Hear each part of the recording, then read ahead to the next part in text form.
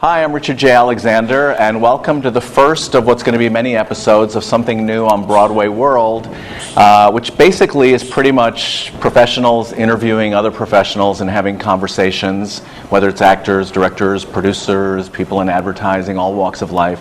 I'm thrilled, I'm really thrilled to be here today and be the first episode, and the joy of being here is that I get to interview Lea Michele, who is one of the ensemble and stars of Spring Awakening.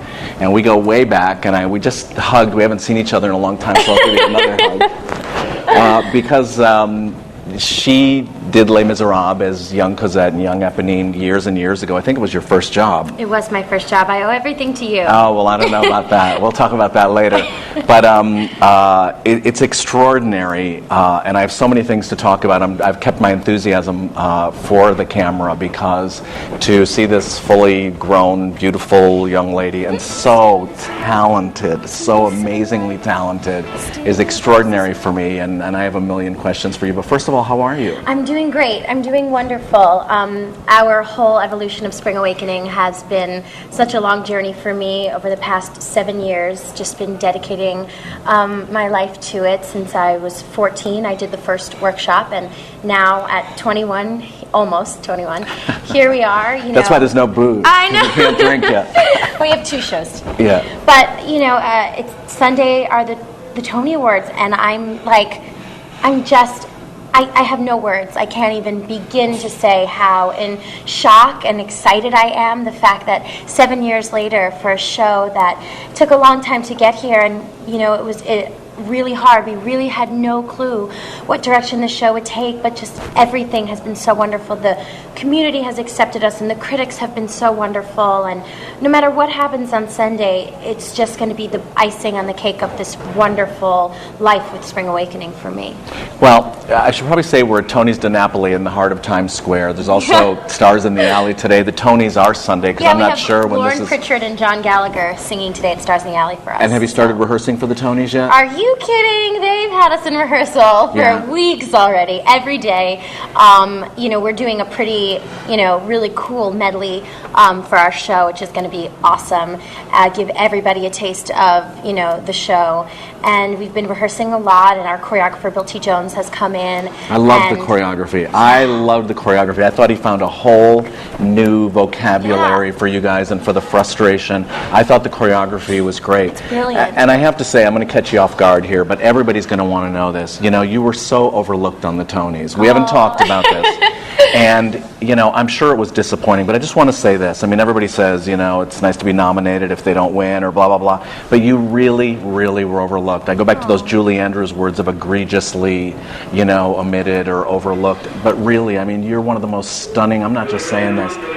I couldn't stop crying, and I couldn't breathe when I saw Spring Awakening. It was the freshest thing, but that opening thing, just seeing you there, and Mama Who Bore Me, and I couldn't get a hold of myself again, and it was such an emotional ride, and I think, it looks like what happened is somebody got thrown into the wrong category and whatever, and there's no point in discussing that, but you had to be somewhat disappointed. I mean, we had I don't think you're the type of actress that thought about that. I think you thought about Spring Awakening. I really get that. I see that that's what you've grown into. Yeah. But it's the thing is that we had asked for me to be in the featured category. The job I do, the work I do every night is pretty much equal to John Gallagher, who was put in the supporting category.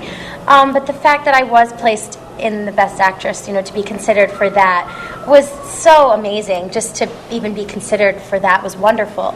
And I don't think that like myself and Stephanie Block and Ashley Brown and Kristen Chenoweth, I don't think we were overlooked. I just think that there were so many incredible women that... You were overlooked.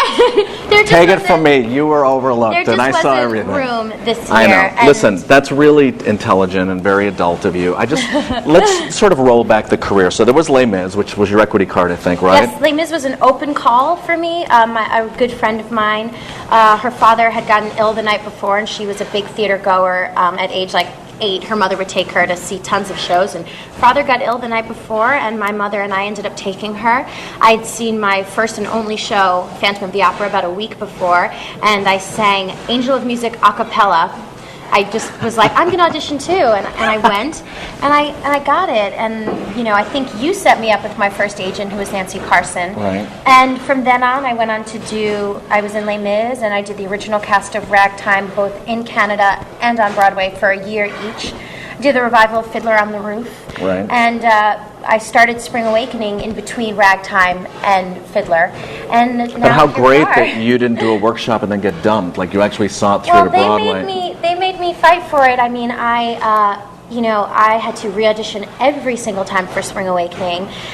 When I did Anne Frank in Washington, D.C. a couple of years ago, I found out I was getting emails like, they're having auditions for Spring Awakening. They're doing a workshop of it at Lincoln Center, and I'm going in for your part. And there I was, Heartbreaking, and it was so heartbreaking. So I really had to let Michael Mayer know that, I still look young. There I was playing Anne Frank, who was 14, and I just finished doing, a young character as well. It's hard to believe this, hearing it and looking at her and seeing how young and gorgeous she is. It's hard to hear these stories, but this is a lesson for everybody in the business. I love Michael Mayer. We sort of know each other, not too much, but after I saw Home at the End of the World, have you seen that film? Oh my gosh, of course. That was another experience. I couldn't breathe, and I didn't see it in the cinema because all they were talking about was, his penis and whether the scene was still in or not. So that's sort of what got all the press.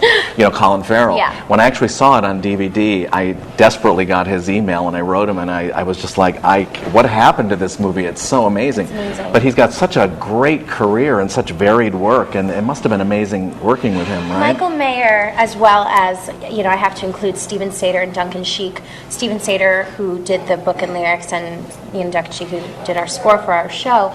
These people have been in my life now. They're my family. And as scary as it may be, Michael Mayer has kind of structured me as a person. You could have worse teachers. You could have worse teachers. He's just brilliant. He's I agree. brilliant. It's kind of one of those things where he does something. He'll be like, well, why don't we just try this? And then it'll happen, and you'll be like, how did you do that? The piece Spring Awakening as a whole is a really interesting idea, to take this play from 1890 and make it a rock musical, and have our scenes be Lea Michele, I'm sitting here looking at you. I'm just going like this. I think you're so great. I just can't believe what you've grown into. Well, What are your parents? So you went into show business and your parents supported. Does your dad still have the deli? No, my mom and dad live 10 blocks away from me. Oh, they moved to Manhattan? They moved to Manhattan, and So their girl got an apartment. Like, was this all too much for them to deal with? I think that it's really interesting, and this concept is very hard for people to understand and to explain. But when you're in the middle of it, when you're in this huge hit musical, and when there's considerations for Tony nominations, it all becomes so unreal to look at it, to step outside of it and try and look at it. It's really hard. So to them, they just still see me as still just doing my job, and they're so supportive, and they're so wonderful, and they're some of the best parents in this business. Yeah. But some of them are crazy. Like, you interview the parent. Well, you interview the parents when you hire kids. But they did allow you to stay in the business. Yeah, a lot of kids that went and played Cosette or Gavroche. I remember Trevor Nunn saying to me about one particular Gavroche, saying, "Richard, what do you think will become of him? Will he grow into an actor?" And you've actually done it, and you're a fine singing actress. That's what I saw on the stage. And I owe that a lot to the fact that my parents my mother left home, left my father with our house and our animals while we went to Canada for a year and did Ragtime. Wow. And she always says that when she found out that I was going to be stuck in this freezing cold place with Audra McDonald and Maren Maisie, Peter Friedman, and Brian Stokes Mitchell, along with the rest of the incredible cast, and the insane creative team that was involved with Ragtime, just so brilliant, so talented. That was my education. And the fact that they were smart enough to say, we need to give her this opportunity. Audra McDonald has taught me so much of what I now know. So has Maren, and so has Peter. They've each given me something, and that has really helped me get through so much. And learn so much and grow so much, and I owe a lot to them in that experience. I noticed, I have a playbill here handy only because my niece came to town. She's been bitten by the theater bug, and so she saw the show on the weekend, and I read your bio again, and it said a heart full of love to mom and dad.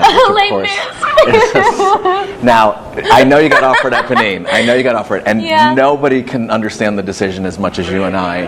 Here you are offered Eponine, and Spring Awakening is finally moving to Broadway, or it was going to the Atlantic at that point? I had gotten it right towards the middle end of our run. Well, no, it was the middle because we didn't know we were going to Broadway yet. Right. And I got Eponine.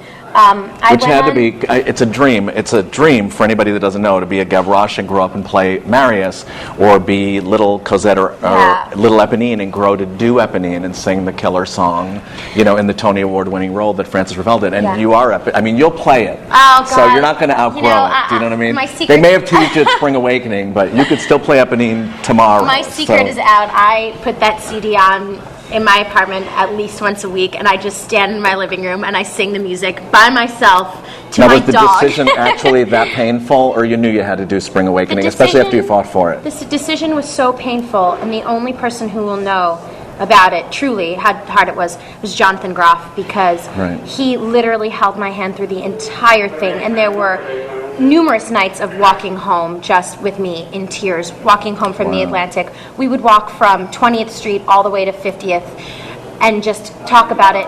I knew what my decision was. I knew, the minute I got Eponine, I was like, I'm doing this, I love it. But the minute I found out Spring Awakening was going to Broadway, there was no way, there's no way to grow this baby, my child, Spring Awakening, and not take it to the last, I think you'll do the movie if they do the movie. Spring Awakening? I'm having dinner with Cameron tomorrow night. Today's Wednesday, tomorrow night. And every time we get together, we talk about that movie. The Spring Awakening movie? No, not the Spring Awakening movie, Les Mis. Les Mis movie? The musical's never been made still. Let's do it. So, but I really have to say that getting that was such an honor.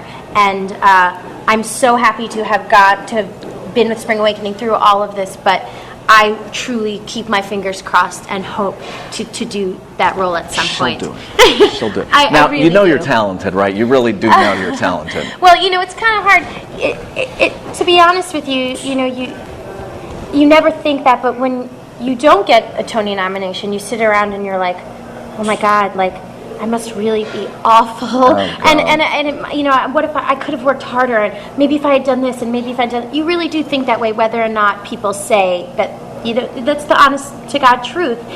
But you've been in the business enough to know the lessons. It's so weird you should be saying this. Last night I watched I'd Never Seen My Life with Judy Garland, Me and My Shadows. Who played it? Was that, what's her name? Tammy Blanchard. Oh, right? I'm thinking of something else. And then, and it was also Judy Davis played the older Judy one. Davis, right, okay. But the young one, when you're too fat, you're this, you're that, you're not good enough, she never felt pretty, you see the patterns in the life.